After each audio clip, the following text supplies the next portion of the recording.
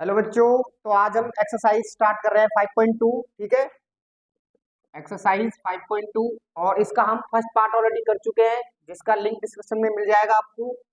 Part 1 में हमने question cover करे हैं 1 to 10। ठीक है, ये इस वीडियो का सेकंड पार्ट है और इसमें हम कवर करने वाले हैं 11 to 20 क्वेश्चन। ठीक है, तो एक एक क्वेश्चन को ध्यान से देखते हैं और अपनी वीडियो आगे की तरफ स्टार्ट करते हैं। तो बेटा ये हमारा 11th क्वेश्चन है। Which term of the AP, आपको एपी दे रखी है 3, 5, 15, 27, 39 will be 132 more than it's 54th term.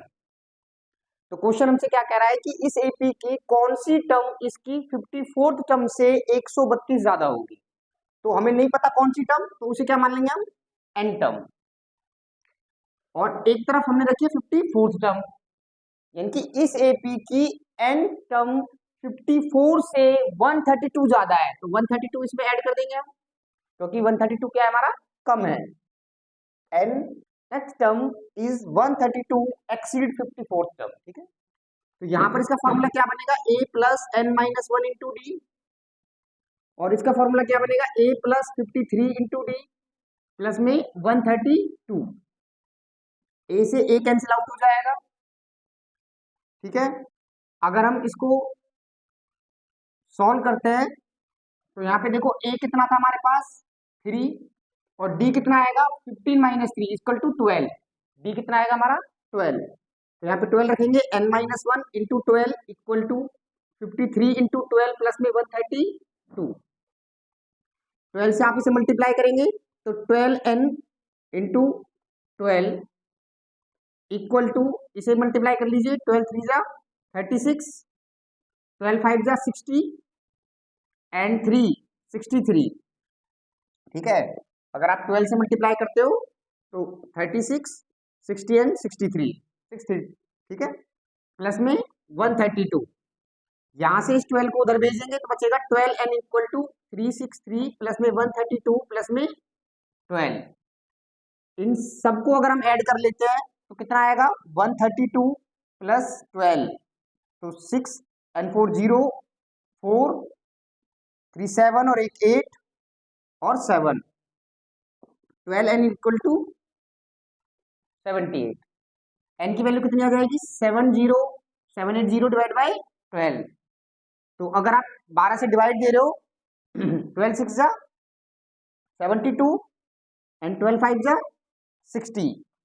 देखो 780 को अगर आप 12 से डिवाइड देंगे तो 12 के 72, 6 बचेगा, 12 पंजे 60, यानी कि कितना आएगा 65। तो एन की वैल्यू कितनी आ रही है आपकी 65। इसका मतलब क्या हुआ, इस एपी की जो 65 टर्म होगी वो 54th टर्म से 132 ज्यादा होगी। तो बेटा ये आपका आंसर होगा। बेटा ये आपका नेक्स्ट क्वेश्चन है, क्वेश्चन नंबर 12। क्या कह रहा है, two AP have the same common difference. आपको दो एपी दे रखी हैं और दोनों का कॉमन डिफरेंस सेम दे रखा है। The difference between their 100 term is 100। उनकी 100 टर्म का जो डिफरेंस आ रहा है वो कितना आ रहा है, 100 आ रहा है। What is the difference between their 1000 term, मतलब इनकी 100वीं टर्म के बीच में डिफरेंस 100 आ रहा है, तो 1000वीं टर्म के बीच में डिफरेंस कितना आएगा। तो मान लेते हैं हमारे पास दो एपी हैं, एक एपी ये हो गई। अगर इसका हम फर्स्ट टर्म A1 कहते हैं, दूसरा A2 होगा, तीसरा A3 होगा, A4 होगा एंड सो ऑन। ठीक है, और सेकंड एपी हम अगर ये मान लेते हैं B1, B2, B3 and so on, यानी कि इस एपी का फर्स्ट टर्म कितना आ रहा है A1 और कॉमन डिफरेंस कितना आएगा, कॉमन डिफरेंस आएगा D। ठीक है, और मान लेते हैं इस एपी का जो फर्स्ट टर्म आएगी वो कितनी आ रही है B1 और कॉमन डिफरेंस कितना आएगा D। क्वेश्चन में बोला गया है दोनों का कॉमन डिफरेंस क्या रखना है, हमें सेम रखना है, सेम कॉमन डिफरेंस। ठीक है, अगर मैं इसका 100 टर्म निकालूं तो क्या निकलेगा, A1 plus 100 minus one into d. और अगर इसका 100 टर्म निकालूं तो कितना निकलेगा, B plus 100 minus one into D. इसने कहा इन दोनों का डिफरेंस मतलब A100 minus B100 equal to कितने के बराबर है 100 के। तो देखते हैं इनको रखते हैं A प्लस ये कितना हुआ 99 99D minus B plus 99D equal to 100।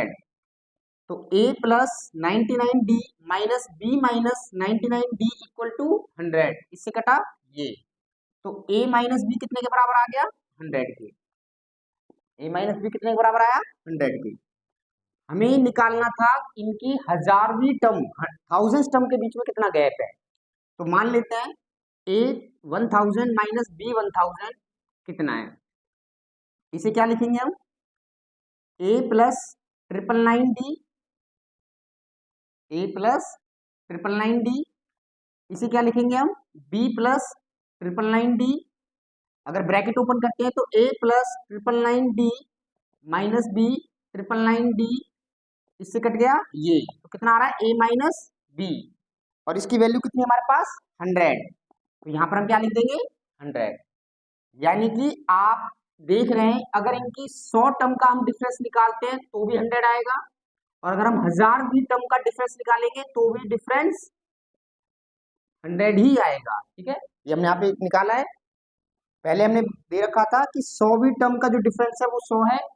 Solve किया तो आंसर आया A माइनस बी कितने के बराबर है 100 के। जब 1000 में हमने डिफरेंस निकाला तो A plus 999D B plus 999D 999 से 999 कट गया A माइनस बी बचा जिसकी वैल्यू कितनी थी हमारे पास 100। तो बेटा ये आपका आंसर होता है। तो बेटा ये आपका 13 क्वेश्चन है how many 3 digit numbers are divisible by 7। यानी कि आपके 3 डिजिट नंबर 100 से स्टार्ट होते हैं और 999 तक रहते हैं। इनमें से कितने नंबर ऐसे हैं जो 7 से डिवाइड हो जाएंगे। आपको ये क्वेश्चन ये पूछ रहा है कि 3 डिजिट के कितने नंबर हैं जो 7 से डिवाइड हो जाएंगे। तो आप इस क्वेश्चन में क्या करेंगे पहले एपी बनाएंगे। ठीक है तो 100 को अगर आप 7 से डिवाइड देते हैं तो 7 1 जा 7 कितना बचेगा 3 ऊपर से कैरी आएगी 0 7 4 जा 28 कितना बचा 2। ये 100 7 से डिवाइड नहीं होता। इसका मतलब क्या है या तो आप इसमें +5 करो 7 बनेगा और डिवाइड हो जाएगा या आप इसमें से -2 करो तो 0 बचेगा मतलब ऑलरेडी डिवाइड हो चुका होगा। यानी कि अगर हम -2 करते हो तो 98 आएगा और अगर आप +5 करते हो तो 105 आएगा। यानी कि 98 7 से डिवाइड हो जाएगा और 105 भी 7 से डिवाइड हो जाएगा पर 100 डिवाइड नहीं होगा। इसका मतलब है आपका जो पहला नंबर बनेगा वो 105 3 डिजिट का पहला नंबर 105 होगा जो 7 से डिवाइड होगा। अगला नंबर क्या होगा जब आपको पता है 7 इसका कॉमन डिफरेंस है तो ऐड कर दो 112 भाई 105 में आप 7 ऐड करोगे 112 आएगा। ये नंबर भी 7 से डिवाइड हो जाएगा। फिर आप इसमें 7 ऐड करोगे तो 119 ये नंबर भी 7 से डिवाइड हो जाएगा। डैश डैश डैश वहां तक जाना है हमें। तो अब इस 999 को अगर मैं डिवाइड देके देखता हूँ 7 से तो 7 1 जा 7 2 बचेगा ऊपर से 9 आएगा 7 4 जा 28 1 बचेगा ऊपर से 9 आएगा 7 2 जा 14 5 बचेगा। ये नंबर कब डिवाइड होगा या तो इसमें +2 हो जाए या इसमें -5 हो जाए। ठीक है यानी कि यहाँ पे या तो 0 बचना चाहिए या 7 बचना चाहिए तब ये डिवाइड हो जाएगा। अगर हम इसमें +2 करेंगे तो कितना आएगा 1001 आप 2 और ऐड करेंगे तो 1001 हो जाएगा। अगर आप 5 माइनस करेंगे तो बचेगा 994 यानी कि ये हो गया 4 डिजिट का नंबर। तो ये तो मुझे चाहिए नहीं ये वाला नंबर चाहिए मेरे को 3 डिजिट नंबर। तो जो लास्ट नंबर डिवाइड होने वाला है वो ये होगा 994। ठीक है यानी कि अब आपके पास एक एपी आ चुकी है जिसका ए कितना है 105 डी कितना है 7 एन कितना है 994 एन कितना है 994। हमें बताना था कितने नंबर डिवाइड हो जाएंगे। अगर मुझे पता चल जाए कौन सी टर्म है ये फर्स्ट है ये सेकंड है ये थर्ड है अगर ये पता चल जाए कौन सी टर्म है तो पता चल जाएगा कितनी टर्म डिवाइड हो रही है। तो मतलब हमें क्या निकालना है इस क्वेश्चन में एन निकालना है। तो लगाते हैं formula a n equal to a plus में n minus 1 into d. A की वैल्यू 105 डी की वैल्यू 7। अगर आप इसे सॉल्व करेंगे तो 105 प्लस में 7n माइनस 7, ठीक है। इन सबको इधर लाते हैं हम, तो -105 हो जाएगा प्लस 7 हो जाएगा इक्वल टू 7n, ठीक है। अब आप इसे सॉल्व कर लीजिए भाई। 994 में से पहले 105 माइनस कर लो, कितना बचेगा 988, ठीक है। इसने इसे कैरी थी 14, 14 में से 5 गए तो 9 बचे, 8 और 9 में से बन गया तो 8, फिर इसमें आपको 7 ऐड कर देना है, ठीक है। तो 9 और 7 16, कैरी गया 9, 896, तो इस पूरे को सोल्व करके आएगा हमारे पास 896 इक्वल टू 7n। 7 को नीचे लेके आएंगे, 896 divide by 7 equal to n। आप इसे डिवाइड देंगे तो कितना आंसर आएगा, 896 को जब आप 7 से डिवाइड दे रहे हैं, 7 1 जा 7, 7 2 जा 14, 7 8 जा 56, तो कितना आ रहा है 128, 128 इक्वल टू n। यानी कि ये आपकी कौन सी टर्म है, 128 टर्म, ये फर्स्ट, ये सेकंड, ये थर्ड और ये 128, यानी कि आपकी 3 डिजिट के कितने नंबर 7 से डिवाइड होने वाले हैं, 128 वो नंबर होंगे जो 7 से डिवाइड हो जाएंगे, ठीक है बेटा। तो बेटा ये हमारा नेक्स्ट क्वेश्चन है, क्वेश्चन नंबर 14। आपसे क्वेश्चन नंबर 14 क्या कह रहा है, how many multiple of 4 lie between 10 to 250, यानी कि 10 और 250 के बीच में 4 के कितने मल्टीपल हैं। देखो आप मल्टीपल कहो या डिविजिबल कहो, बात एक ही होती है, ठीक है। जैसे कि इससे पहले वाले क्वेश्चन में हमने बोला है, उसमें डिविजिबिलिटी चेक की थी, यहाँ पे मल्टीपलिटी चेक कर रहे हैं, 10 और 250। तो 10 में आप डिवाइड देके देख लो, डिवाइड हो रहा है तो ये मल्टीपल है, नहीं हो रहा है तो नहीं है, ठीक है। बाकी हमें पता होता है 10 मल्टीपल नहीं है, कौन सा नंबर होता है 12। अब अगला मल्टीपल कौन होगा 16, अगला मल्टीपल कौन होगा 20 एंड सो ऑन। 10 नहीं होता 12 होता है, 4 3 जा 12, ठीक है।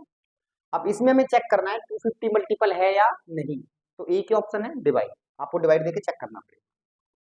जब आप 250 को 4 से डिवाइड देंगे तो 6 चौक 24, 4 6 जा 24, एक बचा 0, 4 2 जा 8, 2 बचा, यानी कि 250 डिविजिबल नहीं है 4 से। क्यों नहीं है, या तो यहाँ पर +2 करना पड़ेगा, यहाँ पर -2 करना पड़ेगा। भाई इसको या तो 4 बनाना पड़ेगा तब डिवाइड होगा, या 0 बनाना पड़ेगा।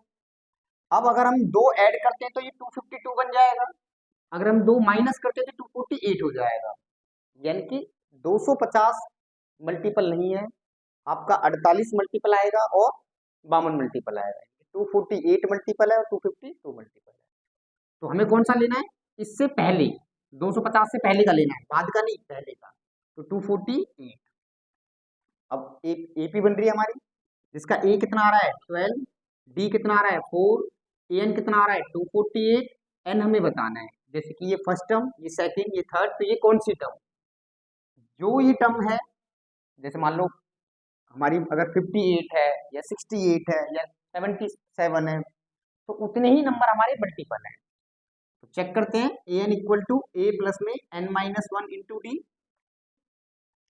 ए एन की वैल्यू कितनी रखी हमने 248, ए की वैल्यू कितनी रख रहे हैं हम 12, n-1 और डी की वैल्यू कितनी रख रहे हैं हम 4। ये 248, ये 12, अगर 4 से आप मल्टीप्लाई करेंगे n को तो आंसर कितना आएगा 4n, अगर 4 से मल्टीप्लाई करेंगे आप 1 को तो आंसर आएगा 4। अब आप चाहो तो इन दोनों को सॉल्व कर लो, 248, 12 में से 4 गए तो 8 प्लस में 4n, 8 को इधर लेके आओ, 248 माइनस 8 इक्वल टू 4n, कितना बचा 240 इक्वल टू 4n। अब हमें n निकालना है तो 4 को इसके नीचे ले जाएं, 240 divide by 4 equal to n, तो काटेंगे 60, ठीक है। तो 60 इक्वल टू n, यानी कि कितने मल्टीपल होंगे 10 से 250 के बीच में 60, ठीक है बेटा। बेटा ये हमारा नेक्स्ट क्वेश्चन, क्वेश्चन नंबर 15 क्या कह रहा है, for what value of n, n की क्या वैल्यू हो nth term of the 2 AP are equal, यानी कि आपको 2 AP दे रखी हैं और उन दोनों AP का एक टर्म ऐसा है जो इक्वल है, वो कौन सा टर्म है, ठीक है, ये बताना है हमें।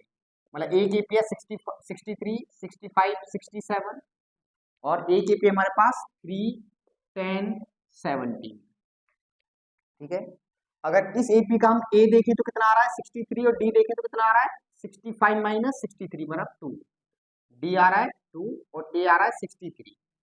ठीक है, अगर हम इस एपी का ए देखें तो कितना आ रहा है 3 और डी कितना आ रहा है 10 माइनस 3, तो डी कितना आ रहा है इसका 7। अब इन दोनों एपी का कोई पद कोई टर्म ऐसा है जो इक्वल है और वो हमें नहीं पता कौन सा वाला टर्म है, तो हमने उसे क्या मान लिया nth टर्म। क्या मान लिया उसे nth टर्म। अगर इसकी हम nth टर्म निकालेंगे तो क्या फॉर्मूला बनेगा a plus n minus one into d. ठीक है, तो इसके अगर हम a और d को कैपिटल से डिनोट कर देते हैं लेटर से। ठीक है, अगर इसके हम a और d को कैपिटल से डिनोट कर देते हैं तो ये इसकी nth टर्म होगी और एक उसकी nth टर्म होगी। n दोनों का सेम रहेगा, जैसे इसकी 22वीं टर्म और उसकी 22वीं टर्म सेम है तो n की वैल्यू क्या रहेगी सेम। a और d अलग अलग है। a की वैल्यू कितनी है 63, d की वैल्यू कितनी है 2, यहाँ पर a की वैल्यू कितनी है 3 और d की वैल्यू कितनी है 7। ठीक है, अगर आप इसे सॉल्व करोगे 63 प्लस 2n माइनस 2, इसे सॉल्व करोगे 3 प्लस 7 से n करेंगे तो 7n और 7 से 1 को करेंगे तो माइनस 7। इन दोनों को सॉल्व किया तो कितना आएगा 61 प्लस में 2n। इन दोनों को सॉल्व करेंगे तो कितना आएगा -4, तो 7n माइनस 4। n वाली टर्म को इधर ले जाओ और विदाउट n वाली टर्म को इधर ले आओ, तो यहाँ पर है 61, ये इधर आएगा तो कितना हो जाएगा +4। वहां पर 7n रखा हुआ है और ये उधर जाएगा तो -2n। ठीक है, इन दोनों को ऐड करा तो कितना आया 65, इसमें से माइनस करेंगे तो कितना आएगा 5n। अगर हम 65 इक्वल टू 5n कर रहे हैं तो n की वैल्यू कितनी आएगी 65/5 इक्वल टू n, तो 5 बन जा 5, 5 3 जा 50, तो 30 इक्वल टू n। यानी कि इसकी 13th टर्म और इसकी 13th टर्म का जो आंसर है वो सेम आ रहा है। आप निकाल के चेक कर सकते हो, यहाँ से इसकी 13वीं टर्म निकालना और यहाँ से आप इसकी 13वीं टर्म निकालना, दोनों की वैल्यू क्या आएगी सेम आएगी। ओके, तो बेटा ये आपका नेक्स्ट क्वेश्चन है, क्वेश्चन नंबर 16। क्या कह रहा है डिटरमाइन द एपी, मतलब आपको एपी ही बनानी है, उसकी कोई टर्म नहीं बतानी, उसका कोई ए और डी नहीं बताना, आपको एपी सीरीज बतानी है। क्या एपी सीरीज होगी जिसकी थर्ड टर्म आपको 16 दे रखी है, मतलब थर्ड टर्म कितनी दे रखी है 16 और क्या रखा है सेवंथ टर्म एक्सीड फिफ्थ, एक तरफ सेवंथ है एक तरफ फिफ्थ है। अगर क्वेश्चन को हम 2-3 बार पढ़ के देखें तो हमें क्या पता चल रहा है कि सेवंथ बड़ी है फिफ्थ टर्म से, कितनी 12। तो मैंने आपको बोल रखा है कि जो साइड छोटी होगी उसी में आप प्लस करेंगे, उसी में आप मल्टीप्लाई करेंगे, तो फिफ्थ में आप 12 ऐड कर देंगे, दोनों बराबर हो गए। क्वेश्चन कह रहा है seventh term exceed fifth term by 12। ठीक है, अगर मैं इस टर्म का फॉर्मूला ओपन करता हूं तो क्या बनेगा a plus 2d equal to 16, और अगर मैं यहाँ पर फॉर्मूला लगाऊं तो क्या बनेगा a प्लस 6d, 7 है तो n माइनस 1 और 5 है तो 4d प्लस में 12, a से कटा a, d वाली साइड एक तरफ कर ले इक्वल टू 12, कितना बचेगा 2d इक्वल टू 12, तो d की वैल्यू कितनी आ गई 6, मतलब आप जब देखेंगे तो 12/2 करेंगे तो 6 आंसर है। ठीक है, d आया, d को यहाँ पुट करेंगे a plus 2 into 6 equal to 16, a plus 12 equal to 16, 12 को उधर भेजेंगे 16 माइनस 12, तो a की वैल्यू कितनी आई 4। आप कोई भी सीरीज तभी बना सकते हो जब आपको उसका फर्स्ट टर्म पता हो और आपको डी पता हो। अब हमारे पास दोनों आ चुके हैं वैल्यू फर्स्ट और डी, तो सीरीज क्या बनेगी एपी सीरीज। पहले लिखेंगे फर्स्ट टर्म, अगली टर्म कितनी ज्यादा डी, तो डी कितना आ रहा है 6, तो 4 में 6 जोड़ेंगे 10 आएगा, 10 में 6 जोड़ेंगे 16 आएगा, 16 में 6 जोड़ेंगे 22 आएगा, ये आपकी एपी होगी। ओके बेटा, ये हमारा नेक्स्ट क्वेश्चन है, क्वेश्चन नंबर 17। क्या कह रहा है find the 20th term from the last term of the AP, यानी कि आपको जो एपी दे रखा है वो दे रखा है 3 8 13 253, आपको इसकी 20th टर्म बतानी है फ्रॉम द लास्ट, पीछे से, फ्रॉम द लास्ट, पीछे से। तो आप क्या करो, इस पूरी एपी को उल्टा कर दो, 253 डैश डैश 1383, क्योंकि हम एपी की कोई भी टर्म पीछे से बताने की बजाय अगर आगे से बताएंगे तो सिंपल फॉर्मूला लग जाता है हमारा, तो आप इसको उल्टा ही कर दो। ठीक है, अब इस एपी में आपका ए कितना हो गया 253 और डी कितना होगा 8 माइनस 13 मतलब -5। और मुझे यहां से 20 बताना है, तो सिंपल फॉर्मूला A20 का A plus 19D, A plus 19D। ए कितना है 253 और डी कितना है -5, डी कितना है -5। तो 253 अगर आप इसको देखेंगे तो कितना आएगा ये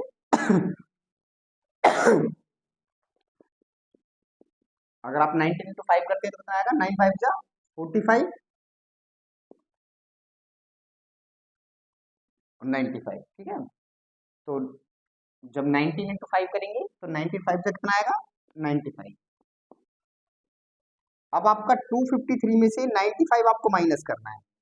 ठीक है, ये हो जाएगा 4, कैरी ले लेगा, 13 में से 5 गए तो 8 बचा, 4 ये कैरी लेके 14 हो जाएगा, 14 में से 9 गए तो 5 बचा और 1 158 तो आंसर कितना आएगा 158। आपकी 20th टर्म ये होगी। अब ये 20th टर्म आपने आगे से बताई है, यानी कि अगर हम इस एपी को देखते हैं तो पीछे से जो वैल्यू आएगी वो 158 ही आएगी 20वीं। आगे से हो सकता है ये 25वीं टर्म हो, 35वीं टर्म हो, 50वीं टर्म हो, हमें उससे कोई फर्क नहीं पड़ता। हमने पूरी ईपी को उल्टा किया, उल्टा करके हमने इसको ए आर्ग्यू किया, डी कहीं से भी निकाल दिया, दो कॉन्जिक्यूटिव टर्म का डिफरेंस हमारा डी होता है। पूरी सीक्वेंस सीरीज हमने आगे से बना के और उसका 20 निकाल दिया। ठीक है, तो ये हमारा आंसर आ रहा है 158। बेटा ये आपका नेक्स्ट क्वेश्चन, क्वेश्चन नंबर 18 क्या कह रहा है, the sum of the fourth and eighth term is 24 and the sum of the sixth and 10th term is 44। यानी कि आपके पास एक फोर्थ टर्म है और एक एट्थ टर्म है, इन दोनों का सम कितना आ रहा है 24, और एक आपके पास सिक्स्थ टर्म है और एक आपके पास 10th टर्म है, इन दोनों का सम आ रहा है 44। और आपसे क्वेश्चन पूछ रहा है फाइंड द फर्स्ट 3 टर्म, आपको एपी की सिर्फ शुरू की 3 टर्म बतानी है, सिर्फ 3। चलो देखते हैं कैसे होगा। भाई A4 है क्या लिखूंगा A प्लस 3D, और A8 है क्या लिखूंगा A plus 7D equal to 24। A और A कितना हो गया 2A, और 3 और 7 कितना हो गया 10D इक्वल टू 24। अगर पूरी इक्वेशन को मैं 2 से डिवाइड कर देता हूँ तो ये कितना बचेगा A, ये कितना बचेगा 5, ये कितना बचेगा 12। इक्वेशन नंबर 1, ये इक्वेशन नंबर 1 हो गई हमारी। ऐसे यहाँ पे देखो 6 को क्या लिखेंगे A प्लस 5D, और 10 को क्या लिखेंगे A plus 9D equal to 44। A और A कितना हुआ 2A, और 9 एंड 5 कितना हुआ 14 इक्वल टू 44। पूरी इक्वेशन को 2 से डिवाइड दें तो कितना हो जाएगा A plus 7D equal to 22, equation number 2। ठीक है, हम फर्स्ट से A की वैल्यू लेंगे और उसे सेकंड में पुट कर देंगे, तो A की वैल्यू कितनी आएगी 12 माइनस 5D, इस वैल्यू को इसमें पुट कर दो, A की जगह पे 12 माइनस 5D, तो 12 minus 5D plus 7D equal to 22। ठीक है, कितना बचा 12 प्लस 2D इक्वल टू 22। भाई 5 माइनस का है 7 प्लस का है, तो प्लस के 2 बचेंगे, 12 को उधर भेजेंगे तो 2D इक्वल टू 22 माइनस 12, तो 2D इक्वल टू कितना आया 10, और D की वैल्यू कितनी आई बेटा 5, 10/2 कितना हो जाएगा 5। D अगर आप यहाँ रखते हो, यहाँ रखो या फर्स्ट में रखो, किसी भी इक्वेशन में फर्स्ट में सेकंड में या इसमें कहीं भी रखो आपका A आ जाएगा। तो A की वैल्यू कितनी आएगी 5 into 5।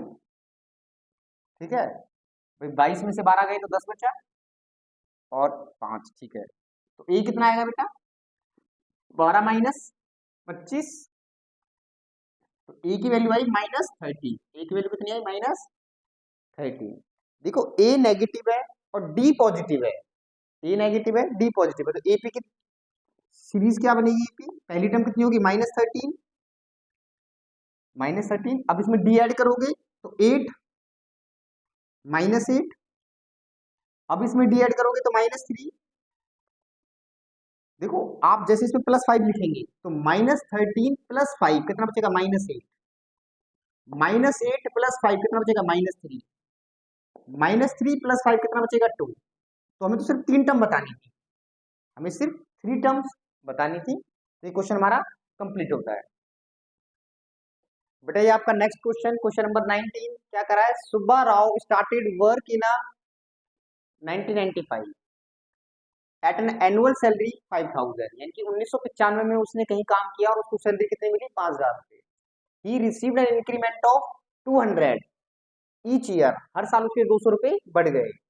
In which year did he received 7000, कौन सी साल में, इन विच ईयर कौन सी साल में उसको जो सैलरी मिलेगी वो 7000 रुपए मिलेगी। ठीक है, तो देखते हैं। 1995 में 5000 थी, आगे 5200 हो गई, फिर 5400 हो गई, एंड सो ऑन 7000। ठीक है, ये 1995 की बात है। तो ये कब की बात है, 1996 की। ये कब की बात है, 1997 की। वो हमें पता चल जाएगा कब जाके उसको नहीं मिला है। तो ये एक एपी बन रही है हमारी बेटा, जिसका फर्स्ट टर्म कितना है, 5000, और डी कितना है, 200, और ए एन कितना है, 7000। कौन सी टर्म 7000 होगी, तो हमें वैल्यू दे रखी है, टर्म नहीं दे रखी, तो एन निकालना है। तो a n equal to a plus में n-1 इंटू डी। एन की वैल्यू कितनी है, 7000, ए की वैल्यू कितनी है, 5000, n-1 डी कितना है, 200। तो कितना हो जाएगा, 7000, 5000, 200 n माइनस 200। इन इधर now 7000 minus 5000 plus 200 equal to 200 n। भाई 7000 में से 5000 गए, कितना बचा, 2000, प्लस में 200 इक्वल टू 200 n। कितना हो जाएगा ये, 2200। ठीक है भाई, 2000 में अगर आप 200 ऐड करेंगे तो कितना आएगा, 2200। ठीक है, इधर आ गया 200 n। अगर हम n की वैल्यू निकालना चाहें तो 2200 divide by 200 equal to n। 2 zero से कटी, 2 जीरो कट के आया 11, n की वैल्यू 11। यानी कि कितने साल बाद, 11th। ठीक है, फर्स्ट, सेकंड, थर्ड, 11। ठीक है, फर्स्ट अगर 1995 है तो 11 साल में, 11 ईयर्स बाद उसको 7000 सैलरी मिलेगी। तो कौन सा साल सान चल रहा होगा ये देखें एक बार। भाई तीसरा हुआ 97, फिर आएगा 98, फिर 99, फिर 2000, फिर 2001, 2002, 2003। तो देखना 1 2 3 4 5 6 7 8 9 10 11, 2005, मतलब 2005 में जाके उसको 7000 रुपये सैलरी मिलेगी, क्योंकि ये 11 साल होते हैं। 1995 से 2005 11 साल होते हैं। ठीक है, तो ये क्वेश्चन आपका कंप्लीट होता है। बेटा ये आपका नेक्स्ट क्वेश्चन 20 क्वेश्चन, और इस एक्सरसाइज का ये लास्ट क्वेश्चन है। Ramkali saved 5 rupees in first week of a year, उसने किसी साल के पहले हफ्ते में 5 रुपए बचाए। देन इंक्रीज्ड हर वीकली सेविंग बाय 1.75 रुपीज, और वो 1.75 रुपीज से अपनी उसको सेविंग को इंक्रीज कर रही है। एनथ वीक में उसने जो लास्ट बचाए हैं वो 20.75 रुपीज बताए हैं। तो बताइए कितने वीक उसे लगे, यानी कि एन की वैल्यू क्या होगी। तो देखो पहले में उसने कितने बचाए, 5, अगले में 1.75 ऐड कर देंगे तो 6.75। ठीक है, और आगे चल के लास्ट इसने कितने बचाए, 20.75, 20.75। तो आपको ज्यादा निकालने की जरूरत नहीं है, क्योंकि इसका ए कितना हो जाएगा, 5, और डी कितना हो जाएगा, माइनस करोगे तो 1.75। ठीक है, और ये लास्ट टर्म है तो ये एन कहलाएगा 20.75। आपको एन बताना है, क्वेश्चन में साफ साफ बोला है फाइंड द एन। तो a n equal to a plus n minus 1 into d. A n की वैल्यू कितनी है, 20.75, ए की वैल्यू कितनी है, 5, एन माइनस 1, डी की वैल्यू कितनी है, 1.75। ठीक है, अगर आप इसको सॉल्व करते हैं तो इसको इधर ले आइए, 20.75 माइनस 5 उधर बचेगा, एन माइनस 1 और 1.75, जहां पर इसमें 5 माइनस करेंगे तो 15.75, और n माइनस 1 और 1.75। इसे इसके डिवाइड में ले आइए, 15.75 और 1.75 इक्वल टू n-1। इसे हटा के नीचे 100, इसे हटा के ऊपर 100, ये 100 से 100 कट जाएगा, ठीक है।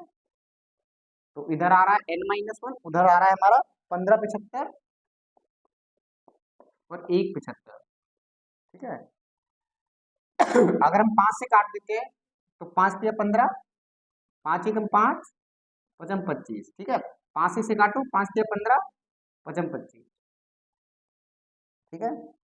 तो फिर 5 से काट दो, 5 छीं 30, 1 5 दिया 15, फिर 5 से काट दो 7, 7 9 जा 63। तो n-1 कितना आ रहा है हमारा, 9 आ रहा है, ठीक है। n-1 हमारा 9 आ रहा है, तो n1 उधर चला जाएगा, 9 + 1, तो n की वैल्यू कितनी आ जाएगी, 10। यानी कि वो अपने पहले हफ्ते में अगर 5 रुपए बचाती है, दूसरे में 6.75 बचाती है, तो 10वें हफ्ते में वो कितना बचाएगी, 20.75। तो बेटा ये एक्सरसाइज हमारी यही कंप्लीट होती है। Thank you.